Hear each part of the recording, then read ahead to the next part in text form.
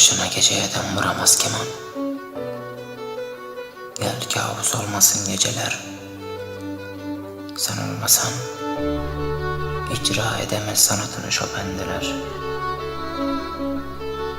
Beni alıştırdığın romantizmin sensiz sancısına çekiyorum şimdi. Bağımlısı olduğum kokunun krizindeyim gel. Terinin tadını bile özlüyorum.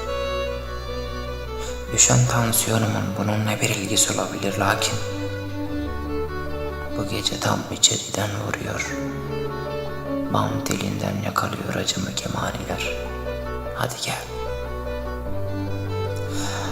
Bu gecenin tüm şiirleri senin olsun. Bu gece sana armağan. Beni etme darmadağın gel. Bana metropollerin göbeğinde yatan, haddini bilmez bir şair edasıyla şiir yazdırma gel. O bizim işimiz değil.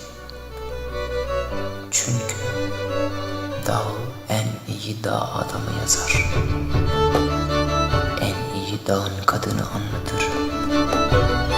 Bizim işimiz değil o işler. Ben ki en fazla Skorsky'lerin taciz ateşi altındaki dağlardan beyaz papatyalar toplayabilirim sana. Mütevazi bir buket yaparım onlardan. Dağılmasın diye birkaç düğüm atarım sapına sarmaşık dalından. Ortasına biri gelincik. Birkaç mor çiçekle kombinlerim sana düşlerimi. Bu aralar o halden bu hale bir değişik hallerdeyiz zaten. İstesem de yazamam sana çok örgütsel nameler. Şimdi kentte sırtta taşınıyor kefenler. Kral çok öfkeli. Kral gergin. Kral sinirli.